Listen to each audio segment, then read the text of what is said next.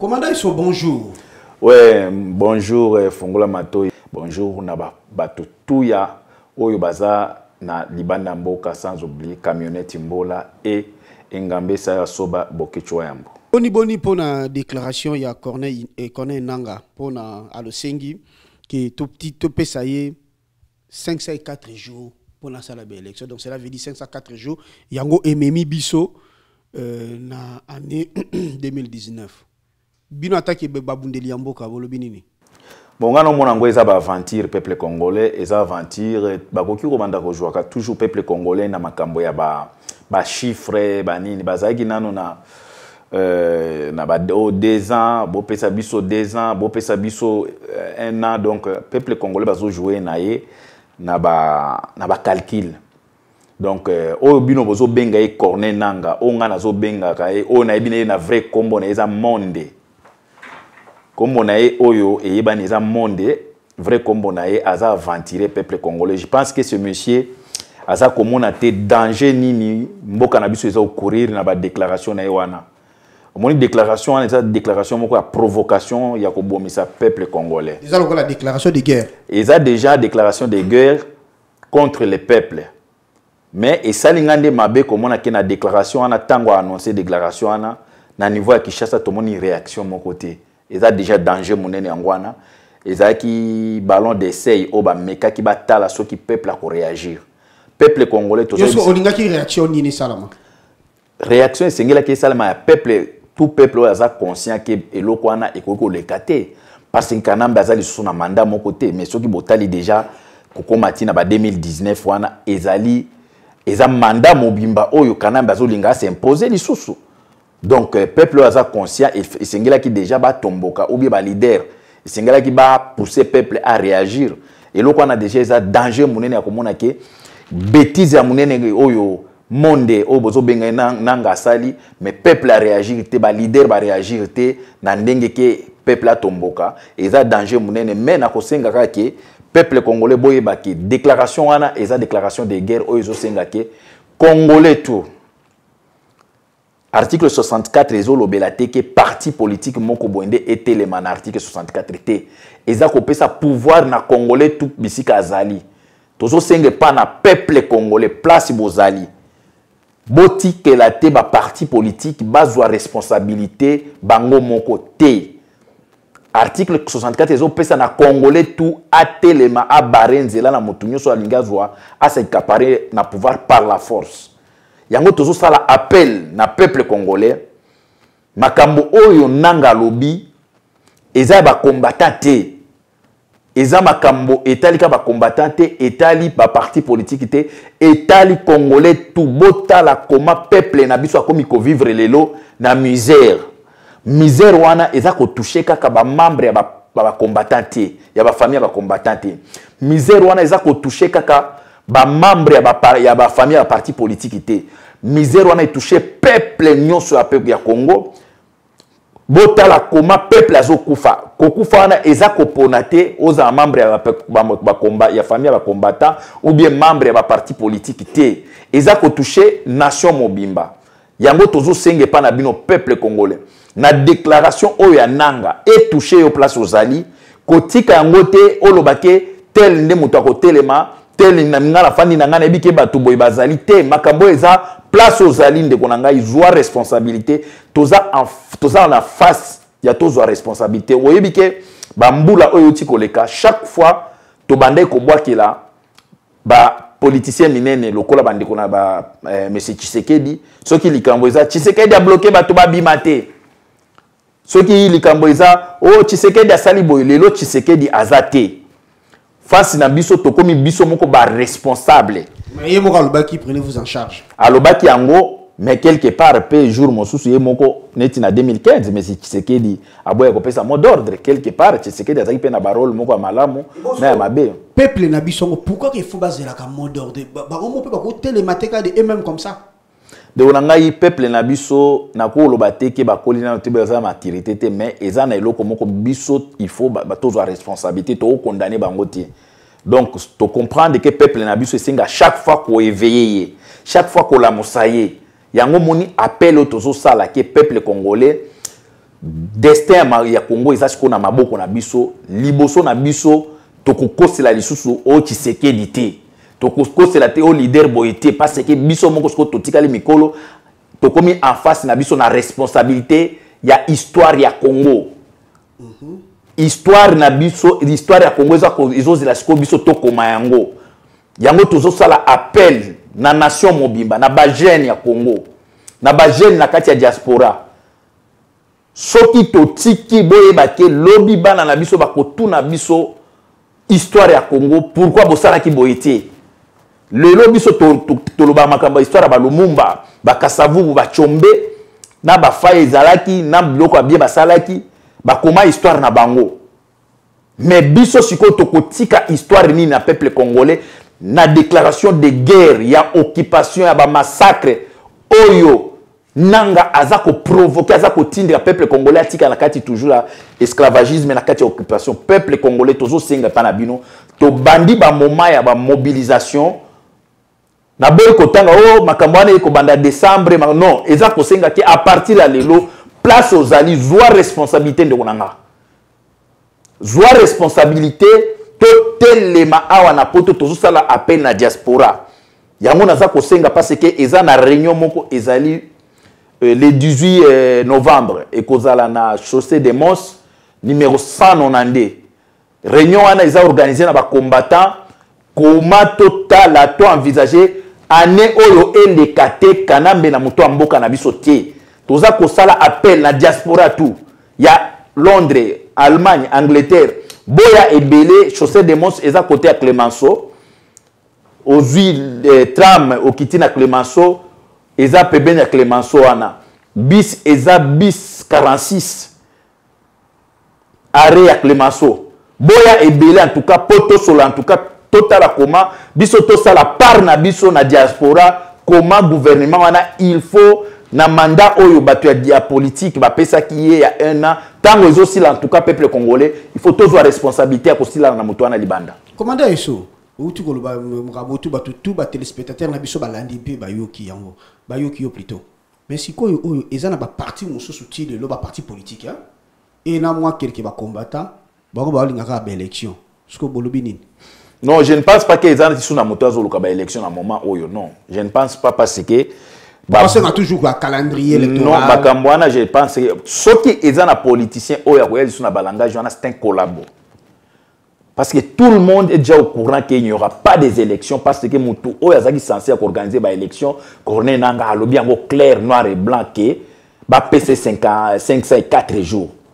Par rapport à quoi tu as évité 4 on a nos 4e jour où tu as plutôt évité 500 où tu as 504 jours par rapport à quoi tout ça c'est la distraction bazolinga toujours kanambe afanda na moto amboka peuple congolais toujours continuer na koloba to bimate ba complice ya massacre ya peuple na biso to bimate ba complice ya occupation ya Congo biso bato o toza na poto to sala par na biso to kutana to sala tout année oyo en tout cas gouvernement to yo kango lisusu te na poto parce que crédibilité o ba pesa qui est dans 1 an et demi et sili aza sous crédible était même devant Mindele yango nazo belela bana Kinshasa bana Congo mobimba na lingina na bandana côté à est ya Congo batoto ya Goma batoto ya Bukavu batoto ya Kisangani batoto ya Kindu batoto ya Katanga mina baambia banduku yangu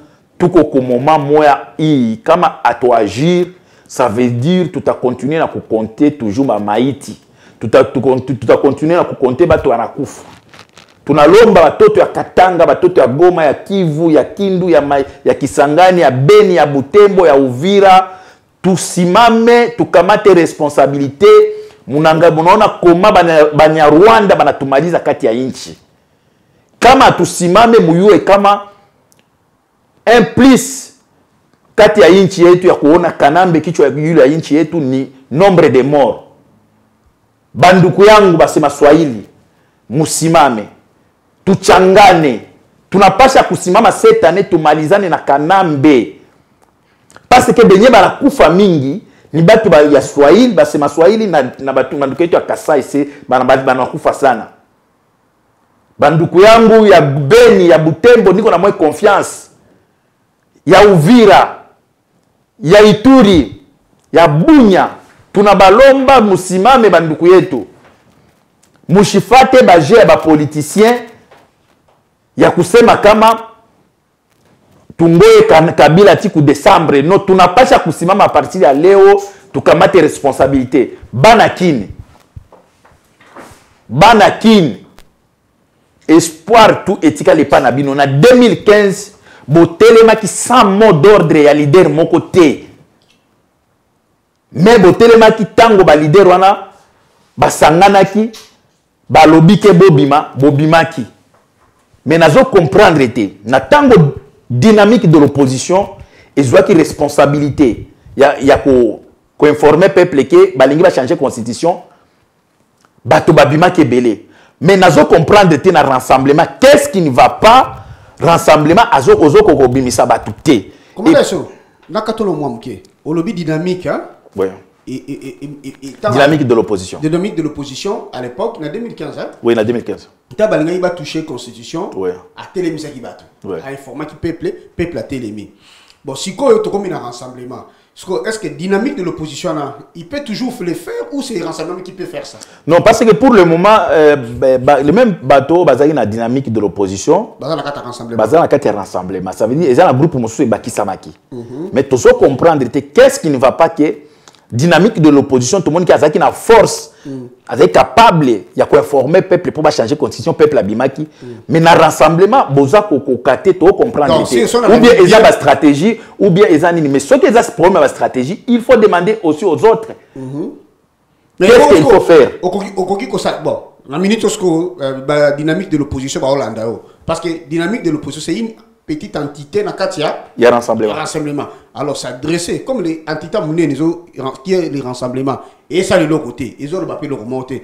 Alors s'adresser sur la dynamique de l'opposition ils ont dirigé par non na ko baté banal ba dirigé qui mais parmi bango ezaki na Martin Fayulu honorable Frank Diongo au leader à munene tant on a lobby na ko sabino na okina mabemba mo na nzoto parce que na solo yaki na noko nanga Frank Diongo va kende ayibisa kinga noko iso na ki iso ki boyoki na kufi bokamate to solo yaki na hotel na pembeni ya na Conorite ozo mona ki maloba muto asala ki ngana bokicho donc nenga aloba bo isalinga mabe directement ko mona ki leader a munene nengwana batangier parce que azo bundela liberté à peuple congolais et libération.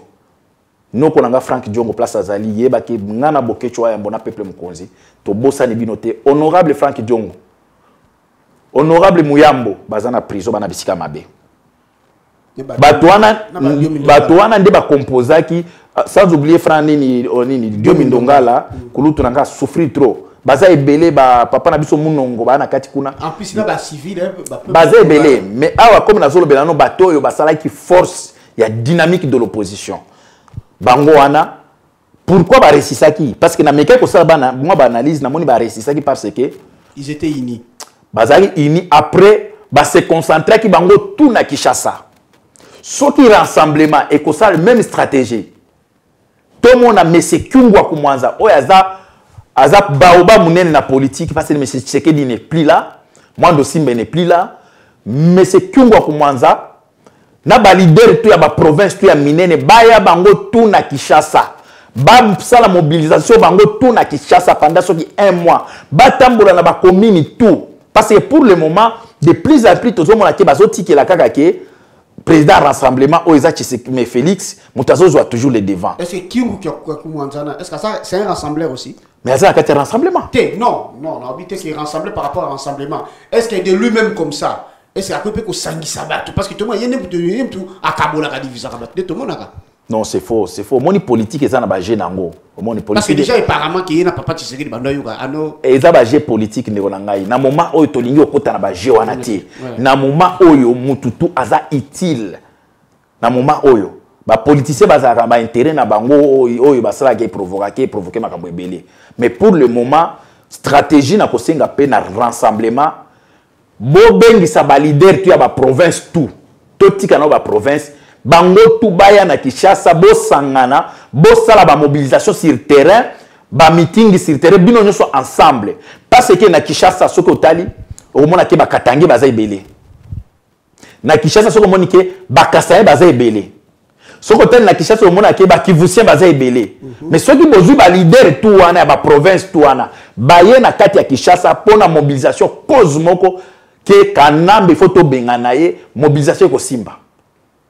Mais ceux qui botiki ba force mosusu esali na Katanga o esali na Kivu eza ko sala ke force ya makasite mais ceux qui eloko wana esali mike ba leader to ba province to ba ya place moko eza problème kaka te rassemblement au président rassemblement te eza problème ya congolais tout yango biso to lingi ba associer ba tutu ezala bato ya ba filimbi ba lusha bango tout ba za place moko mobilisation place moko parce que tout le monde a de plus en plus lusha soko ya sali rassemblement salité.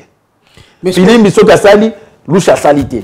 C'est ça c'est qui crée que bato babima rebelle. Le président rassemblement il est pas à la concentrer na mboka, il est tout le temps en dehors. Parce que aosa lelo, aosa ni. Na kolinga okota na makambo wana te parce que il faut qu'on compte tout le monde. Na kolinga okota makambo wana te pourquoi parce que na moment oyo ngana lingi na mobiliser mais tango abimaka boye bake asa mwana mukete. Abimaka soka za na quelque chose à faire. Mais dans le moment où est-ce que c'est le moment où bima, tout moment où concentrer, peuple bat téléma, c'est ça non? Parce que depuis bah bimi bilan dans vos animes, c'est positif ou négatif. Pourquoi la tenue au mutuna wana? Pourquoi la lobby bongo plutôt? Parce que malgré baso bakaka oh ba lobbying, bah ça la lobbying hein? Oui bien ou non? Oui très bien. Si vous est-ce que qui lobbying ngo comment se fait-il bateau bino besoin quoi acquiser ou besoin quoi acquiser les régimes actuels dans Congo? ONU a pesi bango droit ba continuer na kati ya nani ya droit de l'homme. Comment tu peux expliquer ça? Bon, avant qui lobbying na bango wana ce que ça lini non avant on a makambo droit de l'homme pour na c'est que sorti ya motutu un baza pe na ba vie privée na bango deux baza pe bato oyo chaque fois bomona ka ke ba kende ko sala ba diplomatie c'est très important il ne faut pas négliger na côté wana mais na moment oyo ngana epona kolobela mobilisation na epona sala analyse sur ba sortie ya batoti ouais mais awa na yeko sala mobilisation parce que moi oyo ngai bokechwa ya mbo maître bola vie di bolombo koko alouezi ba membre tu peuple mokonzi toza ko sala appel na diaspora mobimba ba combattant nyoso ya France ba combattant tout to banda mobilisation bande ko na biso to lobité mobilisation biso za pona décembre to kutana le 18 novembre oyo to se concentrer action nini to sala et cause spontanée cause le même jour ou bien après le même jour après les réunions n'enge to décider to cause à décembre te pour Kanambe biso to pesa chance te yango tozo bilinga boya ebele le 18 novembre na chaussée des Mons na numéro 192 pour to solo la biso il faut to agir ba président Arimoke il faut boya ebele concernant makambo oyo mais le président Arimoka qui m'a biso kana téléphone là ngoya va interviewer ça va continuer non papa oza journaliste Lukai ma okima président Arimoke la personne bonne peuple congolais tout ça attention parce que tout monde que ba politicien na biso bazo comprendre kakateke politique est très compliqué et la politique peut changer dans n'importe quel moment. C'est ça peut changer ce que le gouvernement actuel continue à droit de l'homme. C'est ça yango nazoya. Bomoni effet toza ko proposer kabino ba voir mosusu bozo yo kati. Normalement Kanambe na gouvernement na balié baza même na droit à participer na conseil ya ceux qui na nation ceux qui ya nini ya droit de l'homme. Baza na droit té. Mais bomoni que politique est très compliqué bo ça attention ceux qui bozo tike la Kanambe souffle.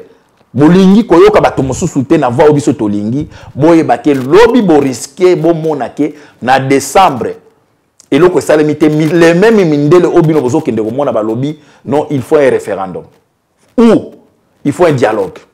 Ah oui, il faut faire attention ceux qui bozo yoka makambo to bino tike Kanambe il faut que kende par la force vous avez des moyens. Il faut mettre des moyens pour na Kanambe. Il faut activer la violence contre Lambert Mende, contre aller à Tundu, à commis Teti, à commis impoli, comme manquer peuple congolais, babosani qui na tango à Mobutu, même aller à Tunduana, azaki na Mobutu, mais le loi même aller à Tunduana, zongi toujours la même bêtise encore, il y a qu'on manquer, il y a qu'on saboter peuple congolais. Ba politicien congolais tout ces gabino. Kanambe a kokende na politique té. Kanambe a kokende na soulèvement populaire à mon côté sans appui militaire. To exposer peuple pamba té. Beau utiliser, pourquoi tu as beau utiliser? Parce que vous avez les moyens. Nous, les autres, on n'a pas de moyens. Parlant un peu de militaire, la frappe, la frappe, la frappe, ba komi wapi, baza niveau nini, et puis la frappe, bit na bangoza nini. Nga naza membre peuple Mokonzi, mais nazo soutenir mouvement Oya Est à Congo, Oyo bango basangani, bango tubalati, combat la frappe. Naza membre peuple Mokonzi. Si, nayebi wa membre. Ça veut dire quoi? Naza ko soutenir mouvement, on a passé ils armé. Yango mon na uti koloba awa, il faut mindoki. Mouvement wana ezole kakuna eza mouvement oyo ya bandeko na biso oyo ya mai parce que le mot mai existait même avant biso to botama. Et lelo batona ba se décider bazwa minduki ba porter combo ya la frappe. Nga soutenir action armée yango moni kena osenga même ba politicien ba sala tout ceux qui baza ko croire na bato mosusuté ba koki ko sala tout à partir de Kinshasa s'organiser ko sona ba militaire ou bien ko sona ba pays voisins de façon minduki beta. Souci n'a pas de donc ceux qui m'ont besoin de Canada. Le pays voisin, c'est possible. Tu parles l'Angola peut-être. C'est possible. C'est possible. Est-ce que Rwanda a bien mouturé? Le tout, les 9 pays touana, ils ont un intérêt dans le Congo. Il faut que solo là, na ba mosusu, o to solo là, de Gonangai. Kanambe za makasité. Parce que depuis Tobanda Kanambe, tout ce qui masasi betami na Congo pendant même 2 heures. Tu m'as commis ma casse parce que biso ba congolais te PC ma fac.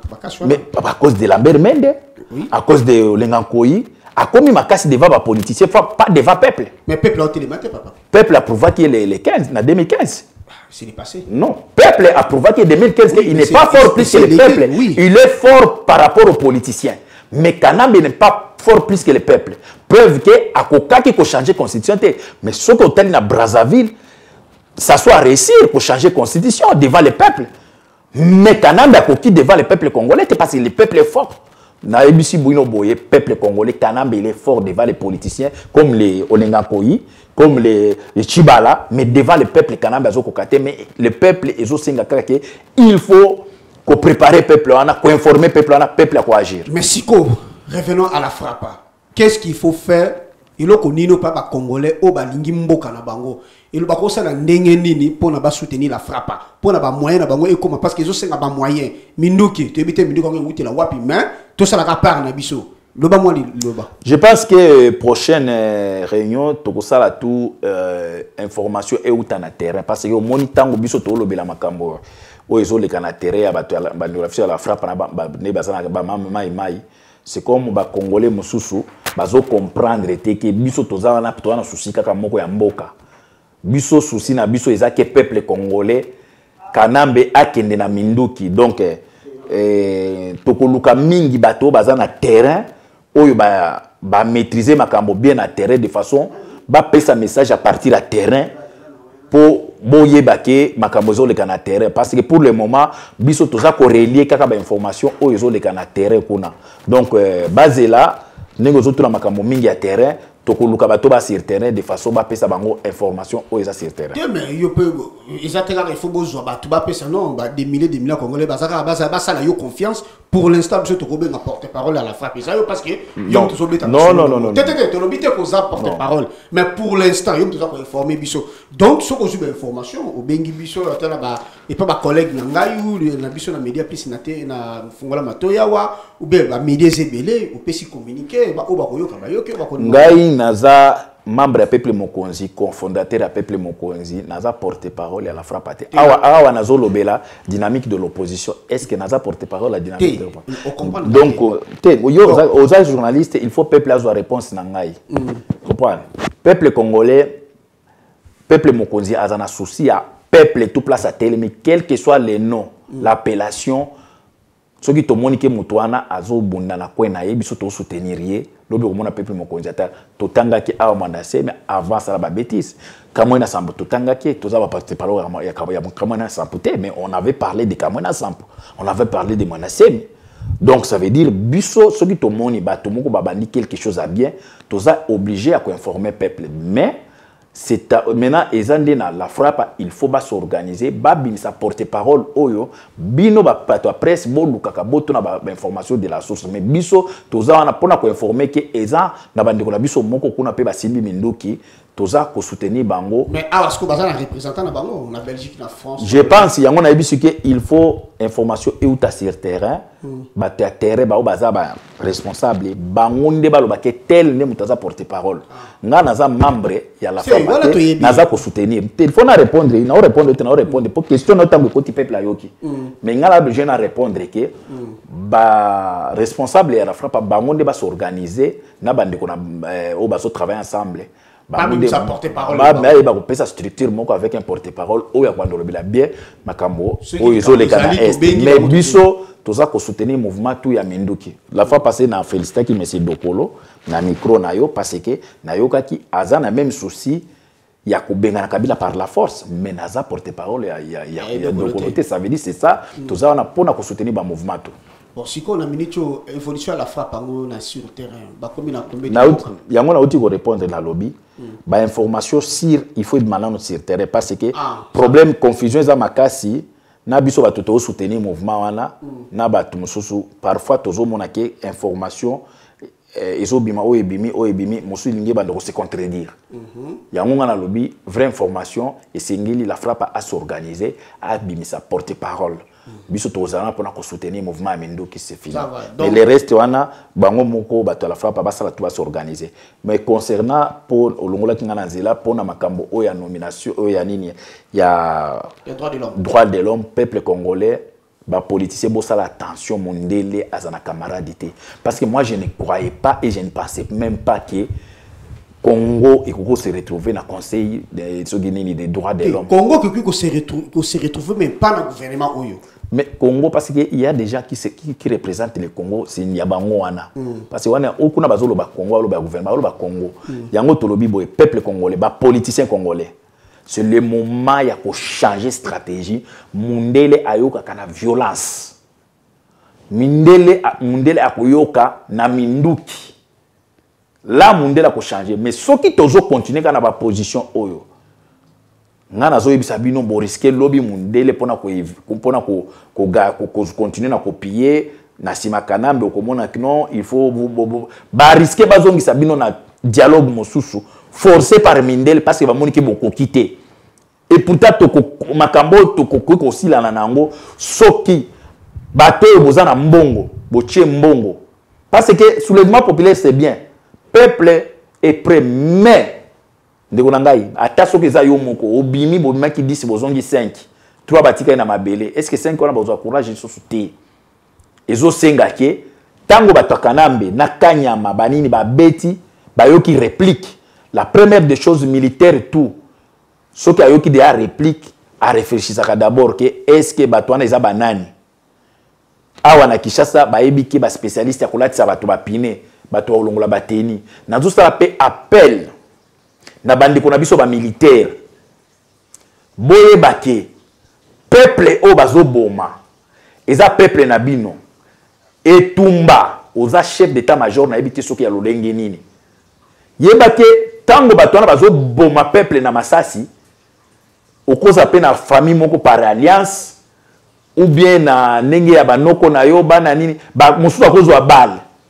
Mais chef d'état-major au Rwanda famille na calme mais yo chef d'état-major ya Congo o tiki ba boma peuple na yo etumba likolo ba miette et pourtant ozo yo ka cri de peuple chaque jour toza ko belela bo sala tout bozwa solution bo prêta ki serment pour na ko défendre peuple wana mais ti lelo etumba bozo yo katé baza ko exterminer peuple na biso liboso na bino bato bo prêta ki serment ko défendre peuple wana bande ko na biso ba militaire ba généraux ba colonel tout ba sous-officier tozo senge pa na bino bozwa responsabilité ya serment au bo prêta ki to komi na moment où il faut beaucoup ma histoire ya ba militaire oyo ba sauver mboka mais ceux qui vont répondre té boyeba ke peuple na biso ko juger bino na histoire oyo ya liboso message na zaki na ngwana pona ba militaire na biso le basuka commandant Isu Bilo basuka ya suka ezali kaka ke peuple congolais to souhaité to préféré même te comme on a elongi Kanambe na 2018 to préféré même te souhaité ba jeune ya poto ba jeune oya awa avenir ya lobby eza ya bino ba diplôme o bozo tanga na poto bazo considérer ngo vraiment te ponga na yebi awa eza na ba médecin mosusu médecin docteur qualifié au Congo akomi infirmière tozana ba ingénieur ebele congolais na poto ingénieur akomi na poto akomi maçon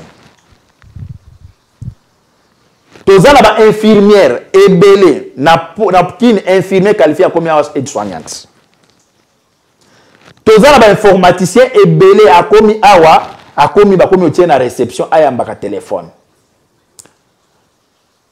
peuple congolais ba main d'œuvre bato ya maele tout congolais baza méprisé baza négligé parce que batie biso système d'occupation oye ko aniatir classe intellectuelle na biso tout tozo senge pa na bino ba jeune oyo botangi awa bozwa conscience likambo oyo eza likambo ba combattant soki bomoni comme babenga biso ba combattant toza ba combattant nous sommes des congolais comme vous mais tozwi ka conscience ya ko éveiller bino bande ko na biso ba jeune ne faut pas dire que le vieux là le combattant là non nous sommes pas les vieux là avant to comme ba vieux ndenge bozo benga biso on était jeunes comme vous on voyait les Tshisekedi on voyait les Kibasa on voyait les Nguza Carnibon mais les autres comme na ba âge ba vieux on a ba bando défendre ba bande ko sala politique demain ça sera votre tour.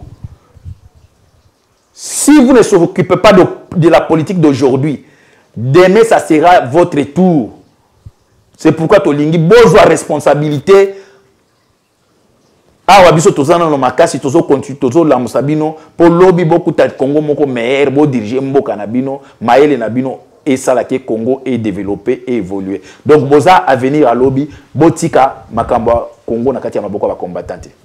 Merci commandant Esso. Merci beaucoup.